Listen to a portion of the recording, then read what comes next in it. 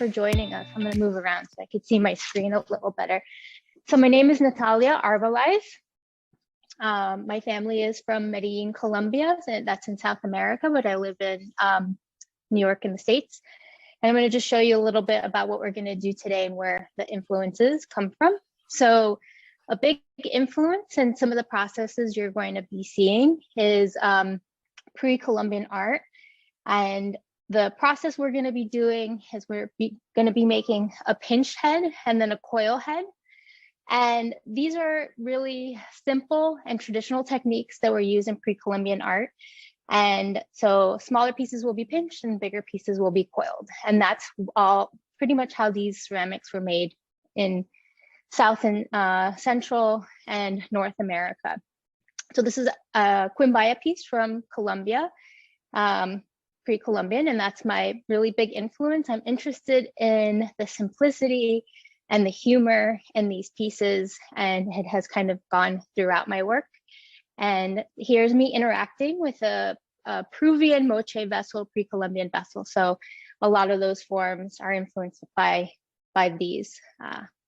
And as well as contemporary cartoons. So I like to bring in these pre-Columbian influences with my contemporary influences of how I grew up in the States, growing up on watching television after school and on Saturday morning cartoons and comic books. So I feel like there's a lot of similarities between the two of them. It's about humor. It's about, you know, just representing a form, whether it's an animal or a person, and it's that simplicity and about the essence of these forms and not trying to represent things exactly.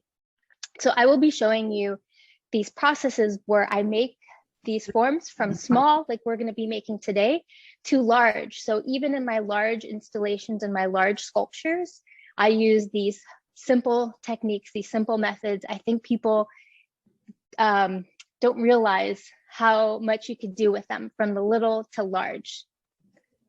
And here are some of my beginning forms, and you see the similarities of the pre-Columbian forms, the zoomorphic figures.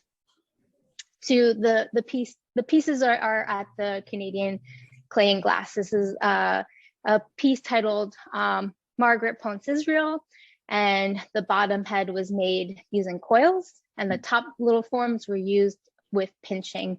And this is part of the exhibition, and this work is actually based off of women of color throughout different collections and museums that I have been researching, and then recreating some of the work with my work still influenced in there. So I like to weave together these historical influences with my personal narratives to bring together these new stories that have multi-levels, multi-layers of history and current pop culture. So thank you very much. And if you would like to learn more, please visit my website at nataliaarbelaez.com, and we will get started. All right. So if you all could do me the favor of putting in the chat what kind of clay you're using. So the clay that you can use for this is, you could be using plasticine, you could be using air dry clay, you could be using actual clay that gets fired, to Play-Doh. I've used all these methods, and I have, you know, I use clay because I do want it to last forever, but you don't have to use any specific, and I'm not set on any. Sorry.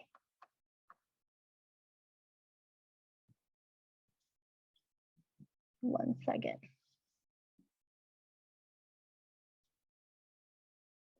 All right, so here are some of the small little clay heads we're going to be making, and you could kind of do any shape with them. And here's one that is drying. To using Coil Method to make larger ones. So I use the pinch method for whenever I'm making smaller forms, and I could get my fingers inside of them. Once I'm making a larger form, I go to coil, and I will explain all of that. So the materials you will need is just a little bit of water. You will only need this for the air dry clay and the the regular clay. A brush is very helpful for the water. I use a needle tool. If you don't have that, you could use like a toothpick. I think I saw in the description a sharp pencil, or these skewers are really great. I use them throughout. Other really good tools that you could find in the kitchen or anywhere in the house is, I picked up this wooden disposable knife, and this is a clay one that I might use or I might not. And also, if you have like a piece of board or cardboard around, you can also just use a sheet of paper. You don't need it, you can use your table, but if you find that the surface is sticky, because sometimes if it has a finish on it, your clay will get stuck to it. So just to make sure things don't get stuck, so you could pick them up, that could be helpful. And then of course, your clay. And we won't be needing all too much, but so I will start by just grabbing like a handful of clay. And the size is up to you. I would suggest starting off small, but this, I will go use a pinch method to things like this large. So we're going to start off making the shape that we want, but it's going to be a larger shape. So I just kind of compress the clay like this.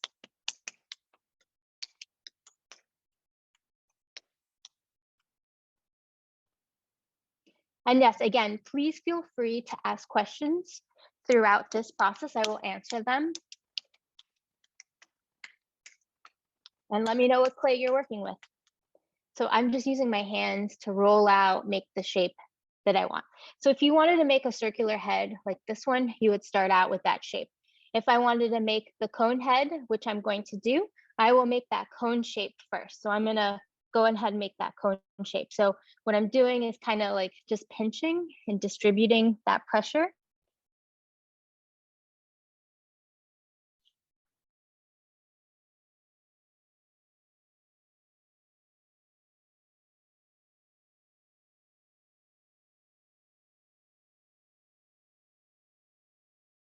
And the thing about pinching, or the thing about clay, is you're trying to distribute even amounts of pressure everywhere. So you don't want to stick in one spot. You kind of always want to make your piece moving around so you could do that. So I'm kind of getting that cone shape, and then to just get the bottom, I'll just hit it down. And so with pinching is you're making the shape that you want, but it's just going to become larger.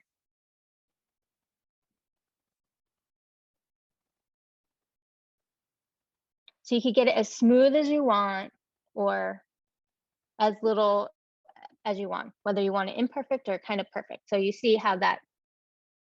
So now what I'm going to do is I'm going to put my finger inside the bottom of it, kind of almost drilling in. See that? I'm trying to follow it all the way to the bottom, but not going all the way through. And now I'm starting to pinch. You see, I have just this hole where my finger is, but now I'm starting to pinch. And what this is doing is it's opening it up.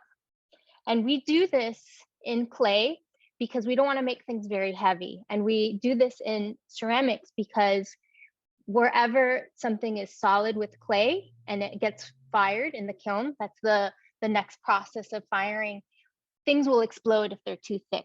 So, and then I find that in Play-Doh or sometimes the air dry clay, you don't want to be wasteful of the materials you have. And then also sometimes if things are really thick, they'll take forever to dry, or they'll have cracks in them. So we do want to open things up.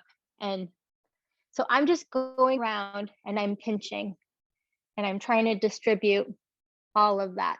And remember, you're trying to move around. So I'll go from the bottom up, and you can see it's starting, my hole is starting to get bigger. And you're pinching that open.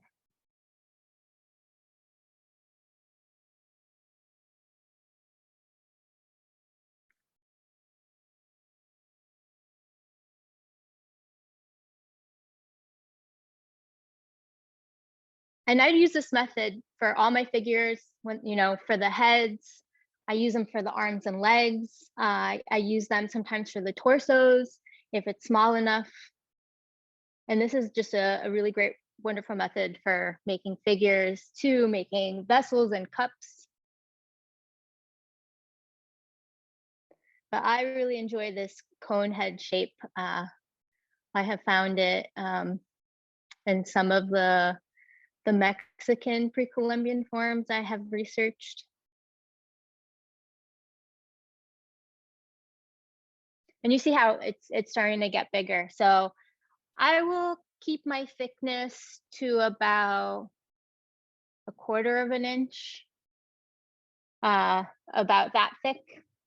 When I'm working in clay, I don't want to keep it so thin, because if I'm attaching it to something else, I'm making it a part of another body, I want space for that. So the next process that we're going to do is we're going to start to add the face. When I do this, I like to map out where I'm going to add everything. So I'll add, the eyes, the nose will go here, and the mouth will go there. You can see I've kind of mapped out where everything's going to go. And then I'm going to go back and I'm going to do this method that's called scoring in ceramics. And you need to do this. It helps for all the clays, whether you're using the air dry to the plasticine. It's just creating texture, so it stays in place. And we could also call it scratch and attach. So it's where you're making many very little lines in different ways of going, back and forth. You're creating texture.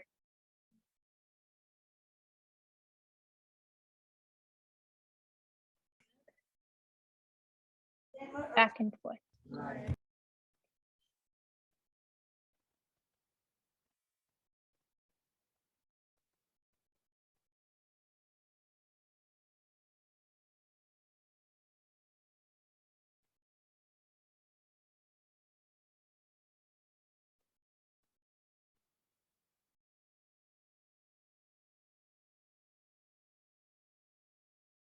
All right, so you see all that texture I added on.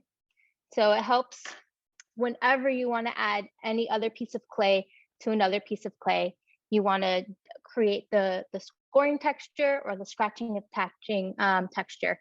So now my next suggestion, but only for the people who have air dry clay or actual clay, is to use some water before you attach, and you're just going to add that to those areas. You don't want to do that for the plasticine because it's oil based and it doesn't need it. And you want to think of the water as just kind of like a glue. It's like what helps attach everything. So we have that there. So what I'm going to do now to add all those facial features, I'm going to be adding those little eyes, the nose like that, and then the mouth that you could see that is separate. I'm going to be making little coils, and you're just going to grab a little piece of clay and you're going to make a log, and you're using the pinching method to just get everything even. So you want to start out with a shape like this. This is even like still too big, and you could just go on your table. So what is helpful for this is to be standing up, and to roll out coils is just moving it far away from you and bringing it back to you. And if you find that it's getting stuck on your table, this is where you can bring in that piece of paper because it won't get stuck, or a piece of wood. And so this is too big, so I'll just cut it in half, and I'll keep going because I want to make this thin. If you find that it's moving on you, you can just tape it down.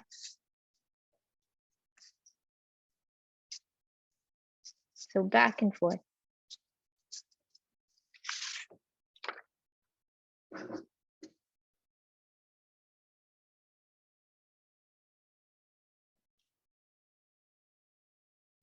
So I'm gonna cut little pieces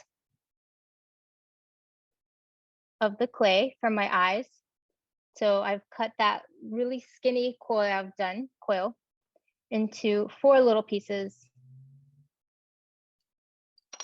You could see how small those are. And I'm just gonna pinch those edges so they're not square.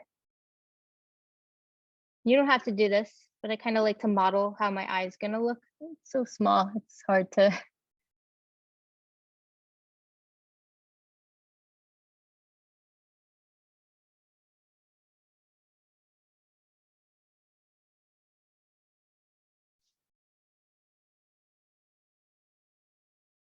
And to those areas that I've scratched or scored, I add my little eyes too.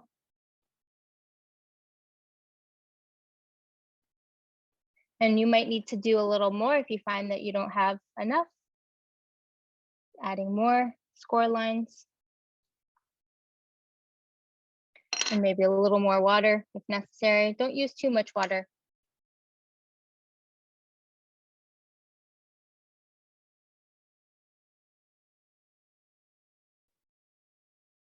I might push these. You could see I've added those eyes right on there. And now for my mouth, I'm just gonna take this coil, I'm just gonna add it right on there where I've scored.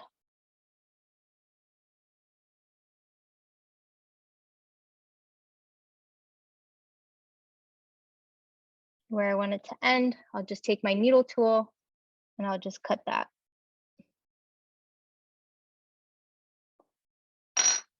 And I could bring those together.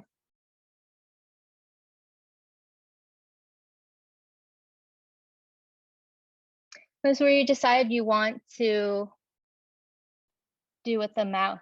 And a lot of times you'll see some of them of my figures like smiling or making a grimace or unhappy. And I feel like a lot of times my figures, even though I'm making them about like pre-Columbian forms or about historical women in ceramics, I find that the facial features oftentimes will reflect the mood I'm in. So there's kind of a little bit of a self-portrait in there. So sometimes you'll see them smiling or happy. So I encourage you all to, put in what you feel, kind of put that personal spin on there. Do you want them smiling or grimacing or yelling? Or so maybe we'll put a little smile for me. I'm excited because I'm on spring break this week, so it's been a good week for me. So we'll give them a smile. So you could see, I'll put that mouth right on there. So let's put the nose on there. And for the nose, I just take a pinch of clay. That's like very little. You can make it as big or as small as you want. I like big noses. My family has big noses. I feel like it's a self-portrait, especially, coming from South America. So I will often, when I have the, so I kind of just made this, I will have it facing down, and it's often a little self-portrait of me and my family, or sometimes I put them up and I'm referencing the Spanish, and that's part of my heritage as well. So often the noses will take on characteristics of different influences. So I've put that on where I've scratched. So a next step, so you can leave it like that if you want, but I really suggest for the people who are using clay to do a little extra scratching. So like all around the edges where everything has come together, just go around and do a little extra of that to make sure, because sometimes after the firing process, things will fall off if you have not scratched them, scored them, and attached them on well. So I will just go all on the edges of everything that I've put down, and I'm just scratching it down.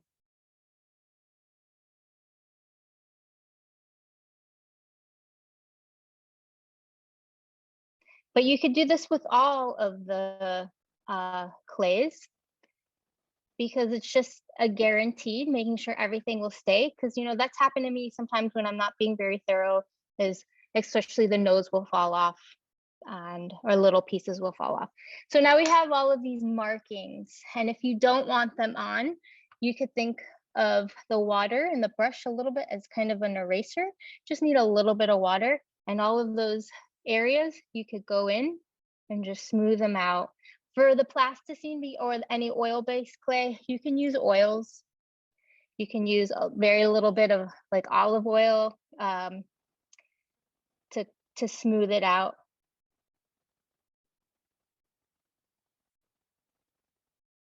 And you see how those markings are just going away.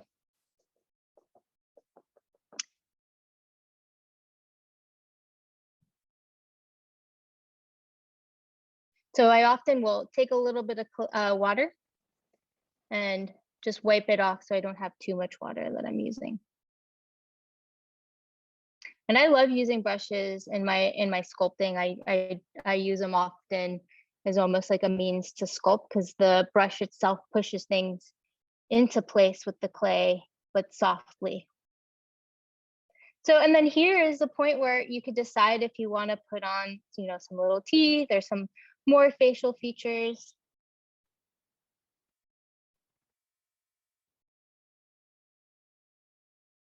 But I will leave it at that. So, and you can see I've smoothed out all of those features.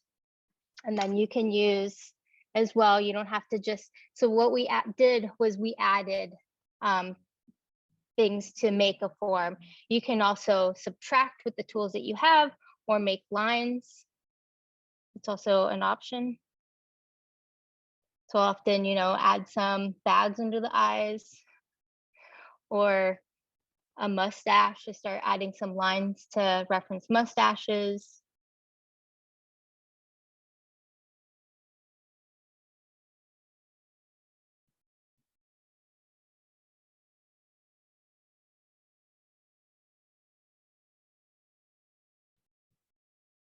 Or some angry eyebrows. You could see. So it's a combination of like additive and subtractive. So those are the smaller heads that I make. Or some hair, you know, and often throughout pieces as well, I will do like X's and markings and scar marks that are throughout pieces.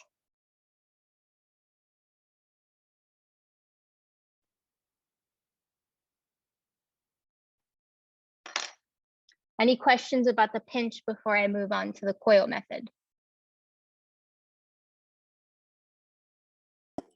Natalia, what happens if you find your clay starts cracking as you pinch it? Yeah, you could. So sometimes with if you're using a terracotta, and you know, I get that a little bit, you could just smooth it out. And you might find this happens when you're rolling out your coils. And if your surface, if the clay is really dry, it does that. You could kind of, like if you have wood, you could wet the surface a little bit before you roll out your coils, so it's not so completely drying, because that's a thing that happens when something is dry. So, but you can always just kind of smooth it out, and it's okay that that happens. All right. So let's move on to the next method. So this is the method that I use for all of the smaller forms. You know, when I'm making a head or an arm, I make those in pieces of pinched forms, whether it's the, you know, the torso, or I'll do the arms in pieces. But when I'm making something a little bit larger that I can't get my hand in all around, I use this method that is called Coil Method. And as you can see in this piece, where all my hand marks is me doing this coil and my finger markings that bring it together. And that's also another, like, you know, basic method in ceramics, but also traditional method that is used in pre-Columbian forms. And like I said, I do this from smaller objects to those huge sculptures that I make. So with the bigger sculptures, I'm just using bigger coils. So let's get started. So I'm going to be just grabbing little bits of clay, and we're going to be doing coils. So you just grab a piece like that, and you're going to start making those logs like how I showed you earlier. So you can have a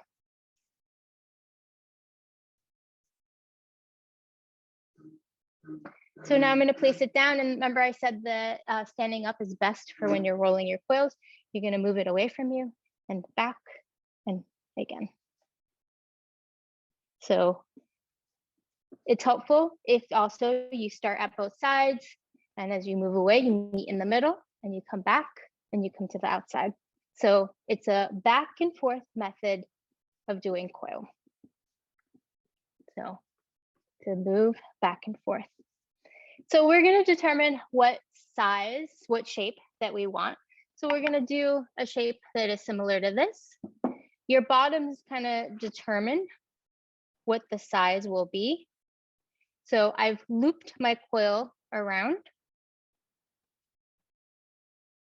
and I am going to make a circle, and I'm going to close where the coil came together by just using my fingers. So another thing about my work is I don't use very many tools, even in the large sculptures. I use mostly just my hands. I find that they're adequate, they do what I need, and I have like immediate responses. And I've just flipped that so I can make sure where my coil came together is smooth and cohesive. So I have the beginning that you could see. And I'm going to roll out another coil. So when I'm making those large sculptures, it's just many coils coming together. You could think of a 3D printer if you all have ever seen those make objects. It's putting down one next over and over until you have a form. So I've kind of made this form, and I'll just go back and forth making this coil. So I like to do one coil at a time. Many people ask, why don't you roll out all your coils and then just build? The thing with clay, like ceramic clay that you're going to fire, is you have to think about the stiffness of it and how things are drying. And if you go too fast, things might fall apart as when you're making bigger things. So this gives me a little time for things to set up and keep going. So I'm going to come out a little bit. So with coiling, if you want to just have an object that goes up, you're going to place your coil right on top of the first coil. So it's almost flush right on top. If you want things to come out, you are going to place your coil outside of the other coil, as so. And if you want your piece to come in, so say we were making a cone head like we did with the pinch, you would put the next coil on the inside of the other coil. You could see so this helps control the shape that you're going to do. We're going to go out a little. So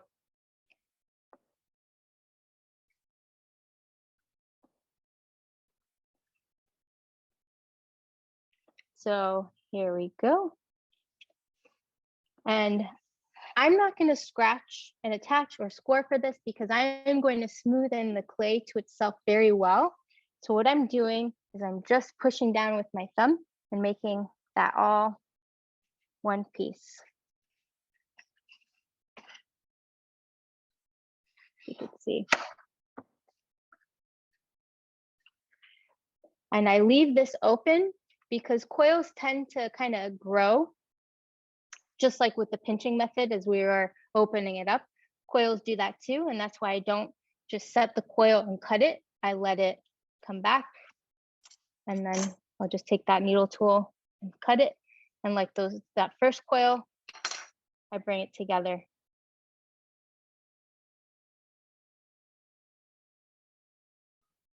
And you can see the inside is slightly smoothed in. It's all become kind of one. And now I have the outside, and I make sure that that is smooth as well. And this is very helpful to have that piece of wood because you can move it around, or even that piece of paper will move around for you. And I'm just using my finger to push down. See if you can see.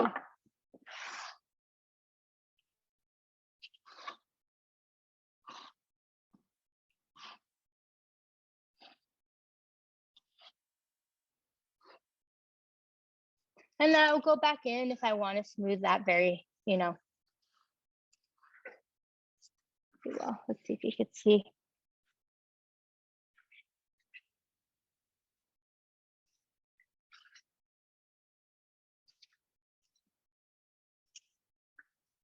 And I also pinch as well. I do a combination of this coil and kind of just making sure the shape is where I want it to be. And this helps it grow a bit.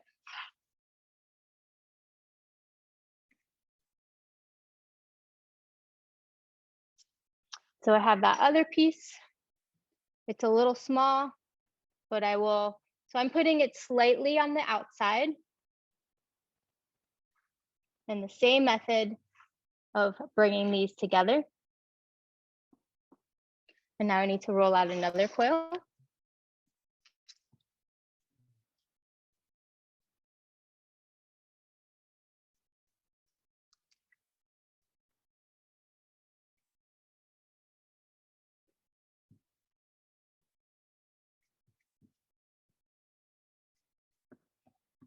And if you find that things flatten out, that happens to me often, I'll just go in and straighten it out. To avoid that, just make sure you're not doing this because this will flatten out your coil right away. Make sure you're moving the coil away from you and bringing it back, and that should avoid that problem. But if it does happen, I just kind of go like this, try to round out my coil, and it's fine. So I'm attaching where I am missing.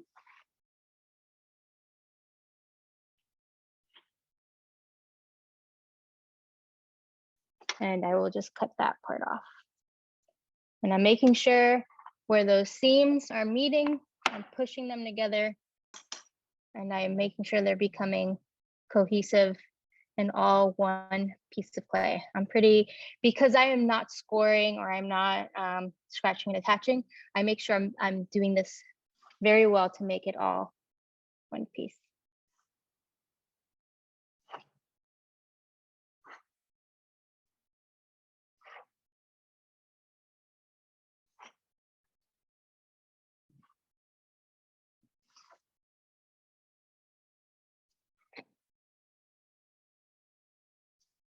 All right, smooth the inside a little bit.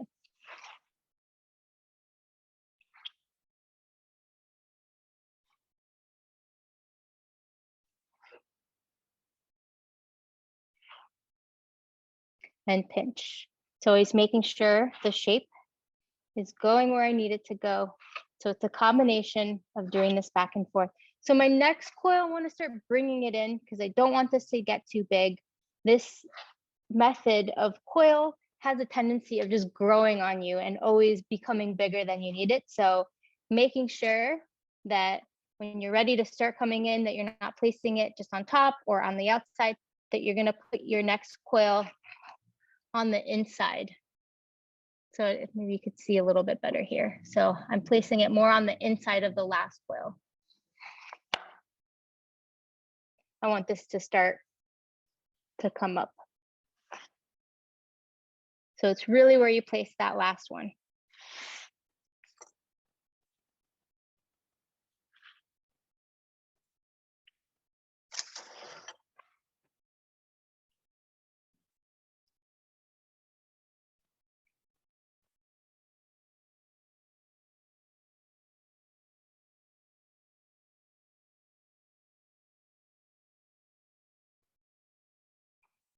So, and then if you don't have much space, because if you're in a classroom and the rolling out method is not working out for you because you don't have enough space to push out, bring back in, you can always do this method. Just use smaller coils of just making with your hands a coil going back and forth. You just want to make sure you're distributing pressure evenly. You're always moving it around. It's just like that pinching method where you don't want to stay stuck in one spot. You want to move it around. so things are even throughout. I like to do that both methods, but you could do one or the other.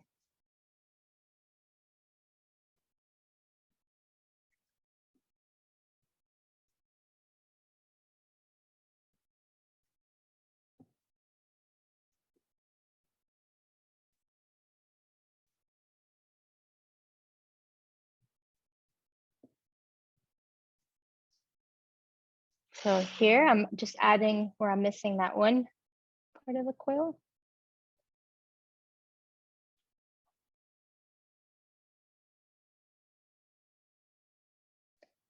Cutting it off. And also, so if you want more control of your form, the smaller the coil, the more control that you will have. I'm just closing in. The larger, the quicker things will move along, but it'll open up much quicker. So if you need more control, make your coil smaller. If you are fine with that control and you want to kind of move quicker, bigger coils are good. But this is a good size, kind of the size of a finger, I would say. I wouldn't go too thin because then things will take forever. And I'm just smoothing it out and making sure it all becomes one piece.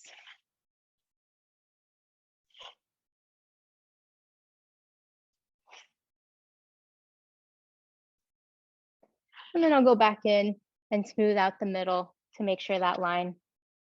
So you see me often holding when I'm smoothing out. And this is just to make sure I'm not distorting my shape. I'm not, taking away the shape that I'm making, because whenever you're pushing, you are pushing the other side. So it's just supporting.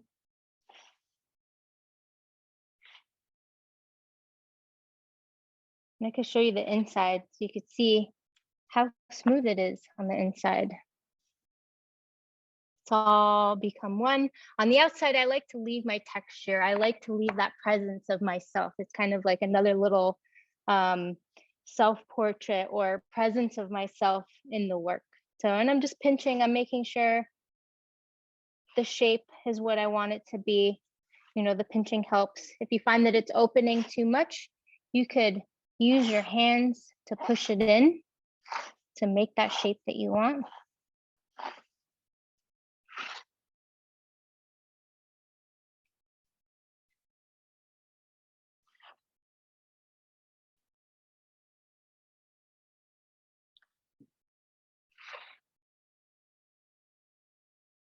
And you don't have to leave those textures. If you wanted, and say right now, I could just smooth them all out. You can use a credit card, or I have these, they're called ribs that will take textures out, but you can use anything that is hard enough that's made out of plastic. So like an old credit card, or those fake credit cards that come in that are trying to get you to sign up, that come in the mail. You can use one of those.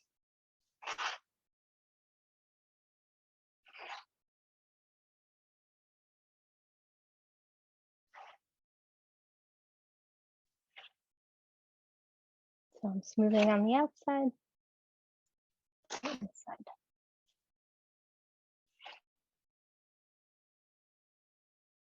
And pinching.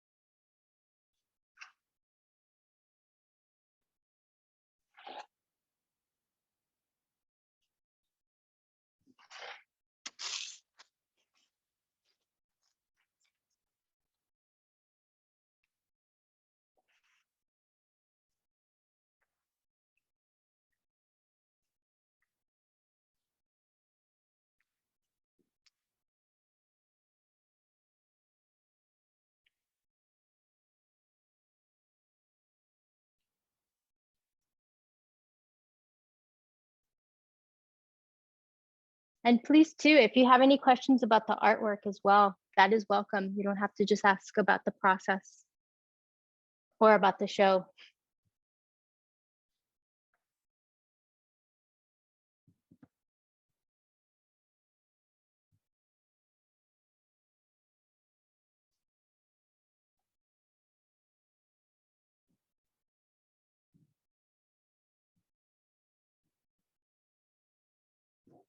So this is getting a little bit bigger than I have kind of an area for. So when you find that, I just cut them in half, and I'll keep working with one of the halves.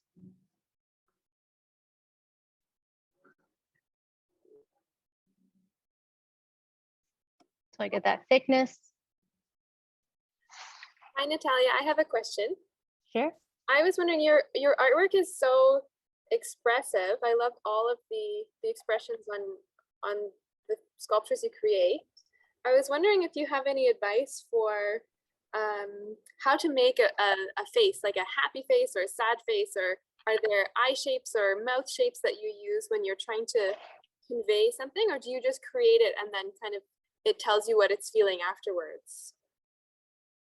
Yeah, so a lot of times I'm creating like a scene. I'll have multiple little figures, they're interacting, and sometimes the expression calls for what is happening in the scene, like whether they're fighting, or for some of the pieces in this show, it's these women that are like really proud, and most of them have smiles on them. So sometimes I already know what it's going to be, and it's going to be like a smile. Sometimes I'm creating a scene as it's going along, and the little figures will dictate like how they're feeling. Or sometimes I just want to make a head and I don't have a plan, but and my own mood will dictate what the expression or the face is going to look like.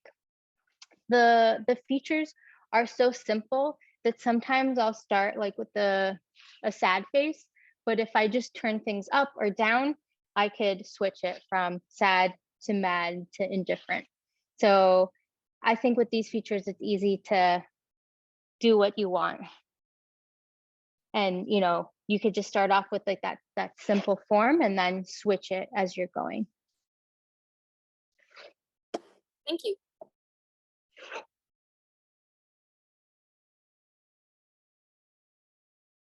So we're coming close. As you could see, I'm bringing it in.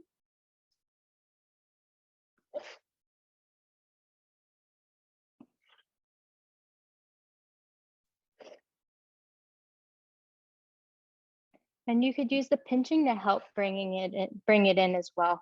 But what the pinching is doing is not only helping the form to say what I want it to be, but also thinning out my clay. Because if anything is thicker than the other side, the pinch will make sure it's all like the same thickness.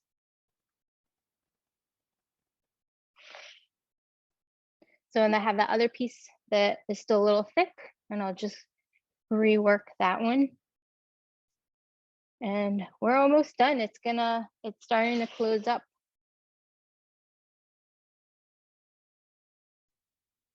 And you could see I'm really kind of inside of that form now, and as opposed to on the outside. So where my last coil is, it's going on the inside. Just using that needle tool, I'm closing it up. And making sure.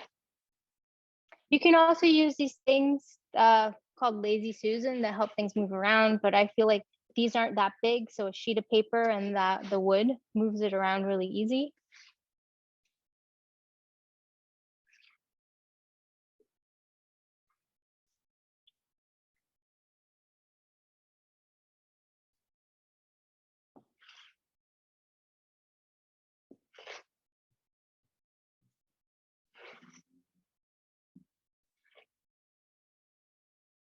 And you can use your hands to kind of form things, push things in place. I'm doing that last piece. I think I need one more on the top. And you could see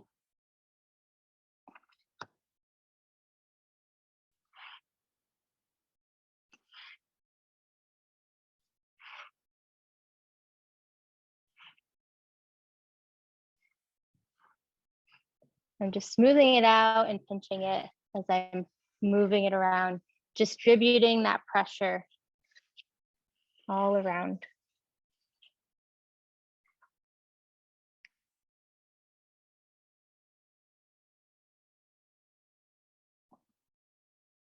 Now I have just one little piece left here. I'll just take one last coil and kind of close it in. You could see I'm just and making sure it's smooth. So one thing we did is we didn't make a bottom for that, and that's fine. So everything is smoothed out here, but now we have access on the bottom to smooth out that last piece to make sure I could get my hand in there. If you can't get your hand in there, you can use, things that you find at home in the kitchen, a tool just to smooth out that last coil from the inside. And I'm just making sure it's all one piece. Whether you're using the little knife and now that I have this form, I could pinch things out a little bit if I want. I could get my hand in there. I can move things out. If I have any kind of weird forms, I can make things a little more circular.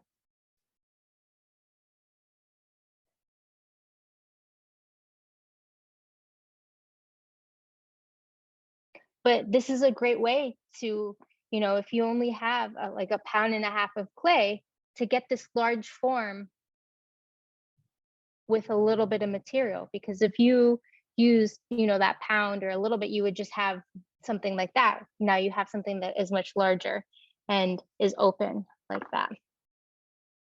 So from here, I would add all of the features like I did for the little head. It's the same process. And then you could see all my texture marks, how I left them. And that's up to you whether you want to do that. Remember, you could smooth them out. At the end, when you finish the whole thing, is a good time to smooth everything out all at once, or you could leave it like I have on this form and you could kind of see all the texture marks. And I really enjoy that. So that's a choice. So I would make my eyes here, my nose here. And at this point, I'm just really doing the same thing I showed you before. So if you have any questions about the whole process, I'm just showing you the same thing. Please ask them now because we have about 9 minutes left. So I want to make sure that I get anyone's questions in. So I'm just scoring.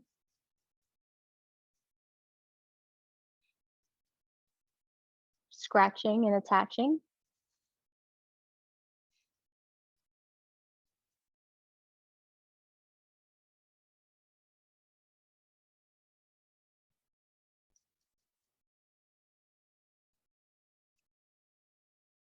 And I'm pretty diligent about this part.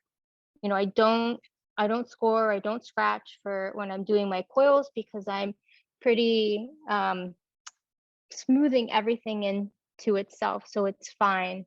But when I'm adding things that are sitting out on the outside, I will score pretty well. So same thing, I'm gonna do a coil, a small thin coil.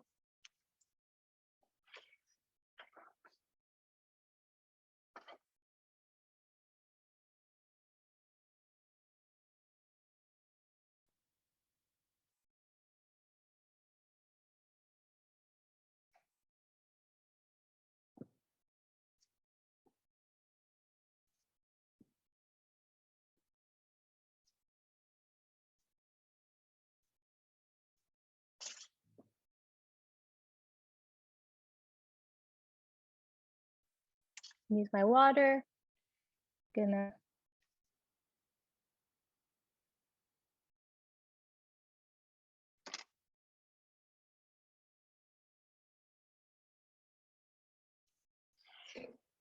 I'm just putting that coil where I've placed the mouth.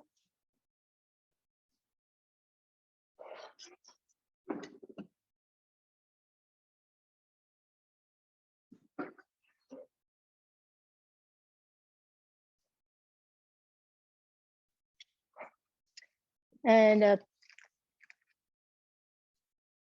like I did before, for my eyes, I might make these a little smaller. So I want a little bit of a smaller coil. I'm gonna have 4 little pieces that are making my eyes. Those, let me just round out those edges. Round out those edges.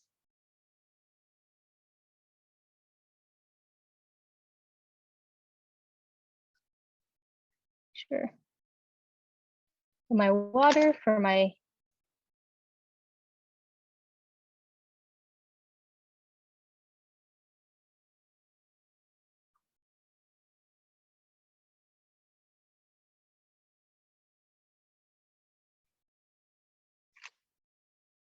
and then a pinch for the nose.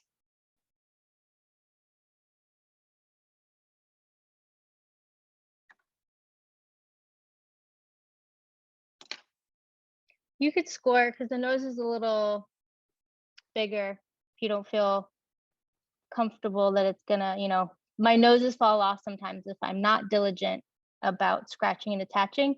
Sometimes I'll even score and scratch those other things that the things that I'm attaching to, not just the face itself.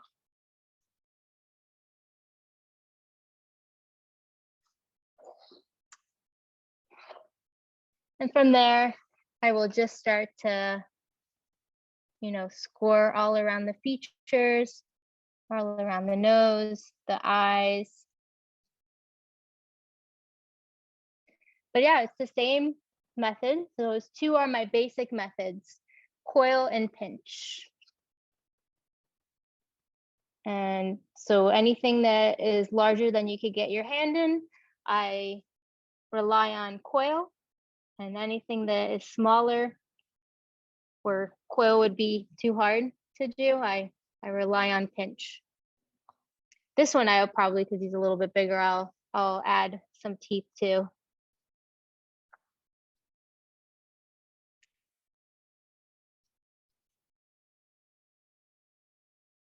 So has anyone followed along? Was anybody able to make some of the forms that I showed you? I would love to see what you all have made. If everyone that is comfortable, would you mind turning on your camera and showing me what you've made?